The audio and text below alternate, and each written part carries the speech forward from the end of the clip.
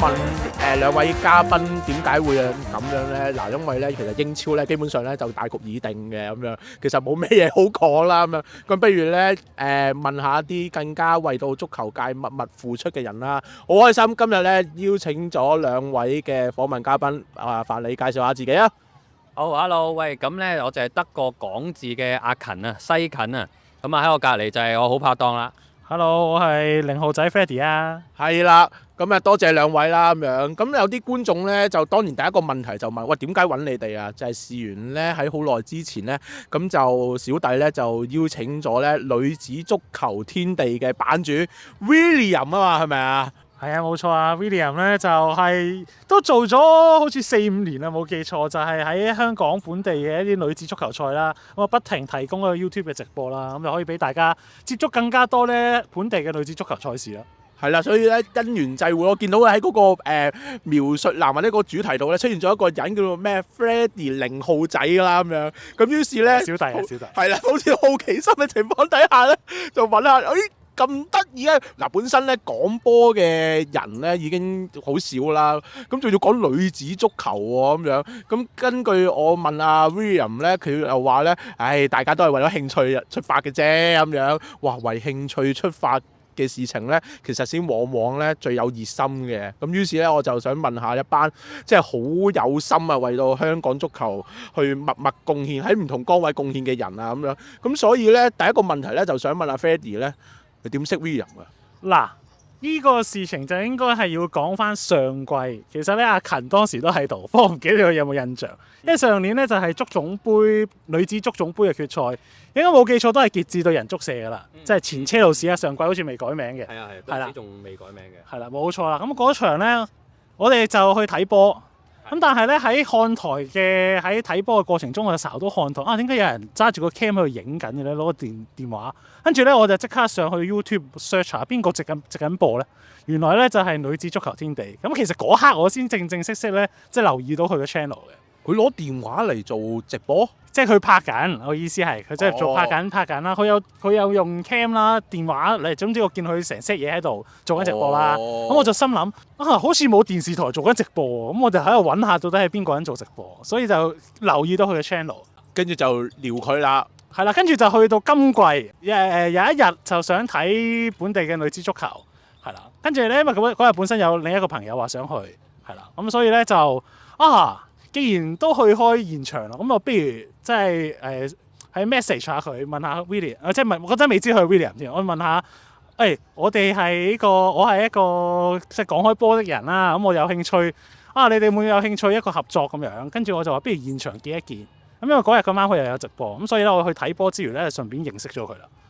所以就開始大家傾下到底有冇機會可以講波咧咁樣。明白。但係如果根據個時序或者根據你嗰個描述，即係話你哋個頻道係喺女子足球天地之前已經成立咗？冇錯。即係我哋得個講字啦，呢一個 channel 咧，其實就死啦，我唔記得咗係幾時添，應該係疫症嘅期間，係疫情嘅期間。咁都起碼有3-4年啦，我諗。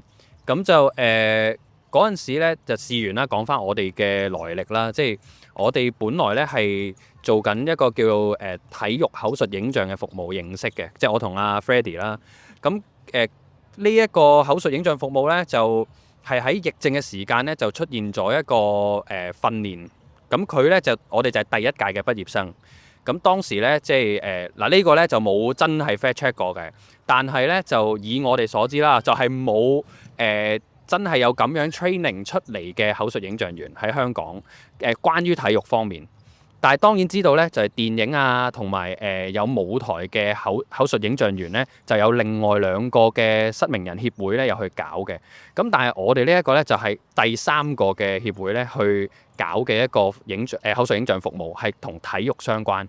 咁我哋就係喺嗰一屆嘅班上面認識啦。咁嗰陣時咧就係算係比較投契嘅同學嚟嘅。咁當然其實其他同學咧都係好熱心，其實認真係好熱心。咁但係咧就始終太大班人。咁我哋夾時間同埋我哋真係住得近，都係沙田友，但係當時咧沙田友。咁咧所以咧就不如搞啲嘢啦。咁同埋試過一次做 live 嘅口述影像服務咧，係發覺賴晒嘢，講唔到啊，係講唔到個情況，係講唔到到點呢？連個前鋒個名都噏唔到。首先唔熟悉港超，因為嗰陣時係應該3-4年前係第一次睇港超，我自己小弟啦，好第一次睇港超，係真係我冇乜入場睇過香港波嘅嗰陣時，咁做嗰個服務呢，就賴嘢啦，講李文我仲記得，李文嗰個前鋒叫做洛迪古斯，我仲記得第一句講呢，洛迪古斯咁樣，咁跟住呢，就覺得哇好唔掂，如果咁樣俾人哋聽到都唔好啦，即係首先唔熟，第二就係呢，因為口述影像其實受眾係睇唔到嘢嘅人啊嘛。咁如果要佢哋理解到個足球，我除咗講到佢個名，仲要講到佢個位置，佢做緊啲乜嘢，咁多資訊要同時間講嘅時候，我連個名都講唔順，好難偷到時間講其他嘢喎。咁所以就同阿 Freddy 講，不如用練習做一個目的，就成立個 channel 擺上網面。如果有人想當收音機聽下啲賽事都好啊，咁就出現咗呢樣嘢嘅。補充多一點，因為最初頭嘅構思咧，即係我哋係一個練習，咁我哋個練習嘅對象自然都係一班睇唔到嘅朋友仔啦。咁所以其實有問過佢哋啊，會唔會我哋用啲其他一啲可能係網上 podcast 嘅其他一啲平台去俾佢哋聽會舒服啲咧，或者佢哋係方便啲咧？但係佢哋話聽得最多都係 YouTube。咁所以咧，對我哋嚟講，咁啊最簡單添啦，咁啊做翻 YouTube 就係咁啦。即係話失明人士中意接觸呢個世界嘅其中一個比較受歡迎嘅方式係睇 YouTube。係啦，可能比較大路啲啊，因為所有資訊啲人都係擺 YouTube 啊嘛。咁其實佢哋雖然視障人士咧就未必代表全部睇唔到嘅，即係唔係100% 失明嘅。咁所以有啲咧佢哋都會睇到少少，咁有啲睇唔到嘅佢聽聲都 OK。咁加埋而家其實智能電話咧有好多嗰啲就係 for 視障人士嘅聽寫功能啦。咁所以其實佢哋都好善用㗎啦，即係所以變咗上 YouTube 咧反而佢哋方便啲咯。係，咁我問翻阿 Freddy 先。嗱頭先咧你就話咧你第一次接觸 William 咧就係因為呢個女子足總杯啊嘛咁樣。你入去第一次睇女仔留意到嘛？佢，第一次留意到佢。嗱咁樣講，作為一個男士咧，即係對異性有興趣咧，因為我係一個正常嘅異性戀嘅人嚟嘅。係啦，OK，繼續講。係啦，我中意即係一個男士即係有興趣睇下女士咁好正常。咁但係其實另一個主要原因就係因為本身已經睇咗一段時間嘅本地足球。但係我接觸本地足球咧都係因為 friend 撚 friend 咁樣去接觸嘅。咁我其實咧就喺阿勤之前咧，我已經係有睇過港超。咁嗰陣就係另外咧兩個好好朋友咧，佢哋就帶過我嘅。咁佢哋已經係講緊以前80年代咧，都已經有睇下80、90年代咧已經係有睇本地足球。咁所以咧係佢哋咧突然間有一次咧挑起條筋話，喂，不如睇翻本地足球啦。咁我先可以睇翻。咁而其中一位咧，咁就啱啱即係上年咧就問我，不如有冇興趣睇埋女子足球啊咁樣。咁佢本身咧係中意車路士嘅英超嗰支。咁所以咧，佢就話見到車路士嘅本地嘅女子足球咧，就有踢到足總杯決賽，就諗住拉埋我一齊。咁跟住咧，佢哋一齊有興趣睇阿勤佢哋，係啦。咁所以咧就咁咪一齊睇咯。咁所以先真係正式接觸女子足球，本地嘅女子足球。但我估唔到嗱，因為我真係第一次望見你個樣啦。你頭先講話有班朋友係咩70-80年代開始睇波，我真係唔相信你個年紀。其實咧，我已經35歲㗎啦，差無幾啦，大家。其實咧，令我諗翻起咧，當年我中學應該中2、中3去睇甲組嗰時未有港超聯嘅，我有一個好好，但到而家為止我都唔知佢姓咩名誰啦咁樣。總之咧就係每次去旺角大球場睇波咧，我同佢咧一定會坐喺2號區最頂嗰個位嘅。嗰時候咧係南華飛馬、南華傑志嘅嗰個年代嚟嘅咁樣，咁。佢應該大我好多啦，應該都50-60歲啦。咁所以咧，阿 Freddy 你呢個情況咧，其實係好普遍嘅啫，因為我都曾經經歷過。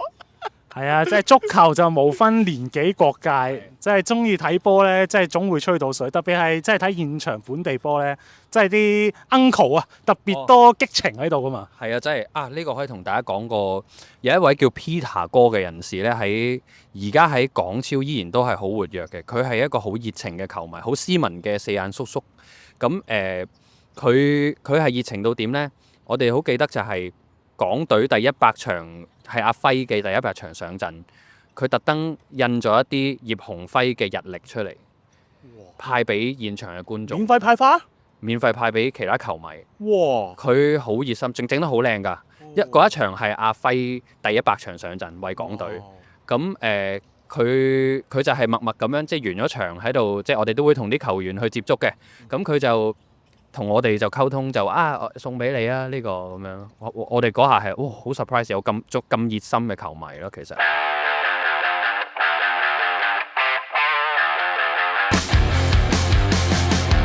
嗱，頭先咧，你哋就講話你哋係首批嘅體育口述員啦，呢個你都喺你哋個 YouTube channel 得個講字度有提及嘅咁樣。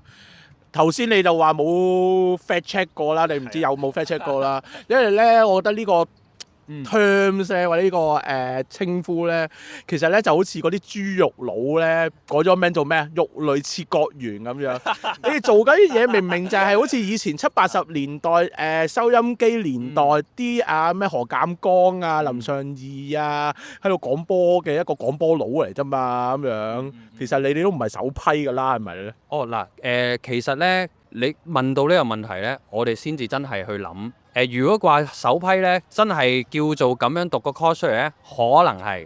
但係你又講得啱，就係其實就算我哋去到個 course 咧，佢哋都講過話，以前啊，其實咪就係聽收音機嗰班講波佬嗰一種啫嘛。睇周星馳都有啦，係咪先？即係就係一個人利用個人技術突破兩關，咁啊射入網咁樣就係，即係呢一種點樣去傳達到個影像。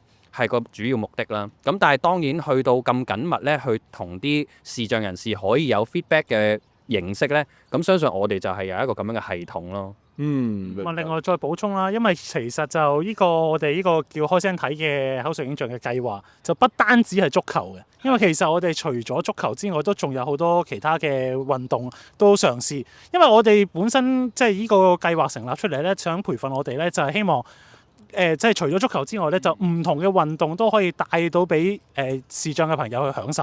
咁啊，包括可能係奧運啊，咁多個項目啦，或者現場我哋亦都試過睇七欖啦，咁啊好慶幸地，咁啊亦都有羽毛球啦、籃球我哋又有啦，咁啊加埋就可能係甚至乎上年有啲網球，跟住仲有一個嘅5人制嘅棒球，我哋亦都有試過。係啦，咁啊一啲新興嘅運動都好，係啦，咁啊仲要阿勤一定要講一個喎。係有一個咧係彈網啊，呢個咧係即係啲人跳彈床啊，其實咁但係咧係一個運動嚟嘅。童子軍啊，係啦，真係唔係是但嘅，因為咧佢係講緊喺我唔記得咗個規則啦，但係大概就係佢要一次過喺個彈網度做10組動作。咁嗰個玩法咧就係。佢要嗰個降落嘅點咧，都要不斷咁樣喺一個正中心去降落咧，先至唔會扣分。咁係一個都幾極限挑戰嘅運動嚟。佢一旦係講緊彈到真係可以係3、4米高嘅個人。咁呢一個運動咧，我哋都做過一次現場。有幸地咧，因為其實呢一個運動喺香港咧，都係第一次搞一啲叫做國際性嘅賽事嘅啫。咁啱嗰次咧，都邀請咗我哋去做現場嘅口述影像咯。第一次上陣就講呢啲從來香港人冇接觸過嘅運動，即係會唔會？所以我哋有培訓咯，係啦，雞精班。但係你呢個培訓應該都只不過係即係頭先你哋形容就係或者你哋嘅入行啦，就係經賽馬會嗰個開聲睇啦，係咪？咁但係應該得好短時間培訓完嘅啫，咁樣即係頭先嗰啲新興嘅運動，我估係咪喺你哋學成之後先出現翻？嗰時候你都冇咗培訓㗎啦，咁點應對咧？正正咧就係咧，我哋其實雖然叫學成咗一個好基本嘅口述影像嘅嗰個 concept 啦，咁但係咧去到譬如呢一啲我哋真係唔識㗎嘛，彈網喎，或者仲有叫咩棍網球啊，係嗰啲咧美國嗰啲原 lacrosse 係啊，就係嗰啲本身由印第安嗰啲部族傳落嚟嘅一種運動咧，咁呢啲真係唔會識㗎嘛。咁佢哋咧就安排咗，因為其實呢一啲服務咧都係嗰一啲嘅運動總會咧去聯絡我哋去做，所以佢哋都提供咗一啲雞精班，特登揾翻相應嘅教練啊，同埋甚至乎有個體驗日添。咁咧就俾我哋可以去叫做惡補下，究竟成個運動係點樣嚟？起碼咧有一個基本嘅認識可以介紹到俾失明人佢哋去知道，同埋佢哋都安排咗一啲活動俾嗰啲失明人士去體驗咯。所以佢哋聽嘅時候都會同佢哋一個體感可以去 relate 到。其實你哋做緊嘅嘢同嗰陣時奧運期間嗰啲新興嘅奧運項目咩滑板啊、霹靂舞啊，咁其實都可以揾你哋去做現場旁述啊咁樣，因為你都做緊，即係向一啲觀眾去介紹，喂點解霹靂舞有比賽啊？點解呢個新興運動有嗰個咁嘅玩法啊咁樣？甚至係而家啲體育旁述員，即係特別新興運動嗰個班啊咁樣，其實你都要介紹埋嗰個運動係什麼一回事，即係正等於你哋做緊嘅嘢啦嘛，係咯。咁所以其實就呢方面就會都會有啲似一個旁述典型會做嘅嘢，因為其實我哋嘅工作就係叫口述影像。咁喺述上面咧，嗱呢個都要講下少少嗰個性質上嘅分別啦。即係頭先大家話講波佬或者係一個你同平時有咩分別？咁但係我哋嚟講，因為我哋嘅受眾係睇唔到，咁我哋最重要係 focus 喺個述上面啊。即係如果你話要評同述、評論同埋呢個講述描述方面咧，我哋一定係個比重一定係描述嗰度最重要嘅。如果以一個足球比賽嘅例子，有啲乜嘢分別咧？其實係我哋會講多好多咧，即係位置上嘅東西嗱。咁譬如我哋而家身處個球場啦，我哋可以講話，好啦，我哋喺球場嘅右手邊，大概咧就喺5點鐘嘅位置望向個球場。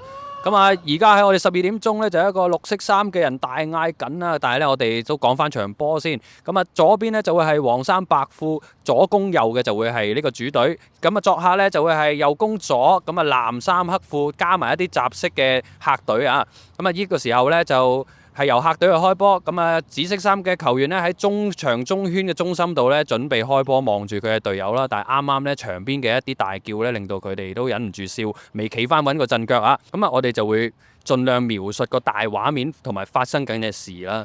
咁啊，就係啱啱就係大概係咁樣啦。好有理德能認知，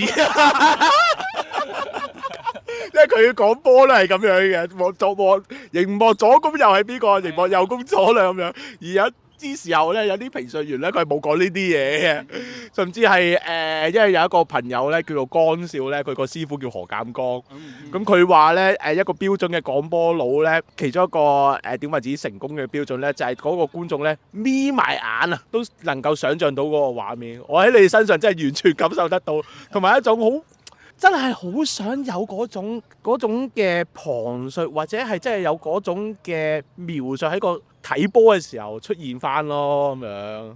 係啊，呢個就因為都係始終我哋受眾，即係我哋最主要本身嘅受眾就係因為睇唔到，所以我哋盡可能地就呢個都好考我哋，因為我哋都嗰陣即係雖然話而家都做咗幾年啦，咁但係對我哋其中一個好大嘅挑戰就係喺描述上面，就係你個場可能發生緊咁多事。個波雖然喺個龍門度好似而家咁樣，但係你可能可以講下對面個龍門發生咩事喎？咁啊，因為可能對面個龍門突然間甩咗鞋帶，佢就綁緊啊，跟住望到可能半場個球員就想笠佢啦。咁其實同一時間喺個球場上有好多畫面、好多信息去處理。到底你點樣揀最精準嗰樣嘢，而又唔令到嗰個比賽個流暢性去甩咗呢？咁呢個就係我哋其中一樣，我覺得幾考功夫嘅嘢。OK，係啊。假公濟私下先。係請講。如果我想做一個口述影像嘅體育評述員啦，咁樣俾一條叫做貼士俾我啊，咁樣可以係啲咩呢？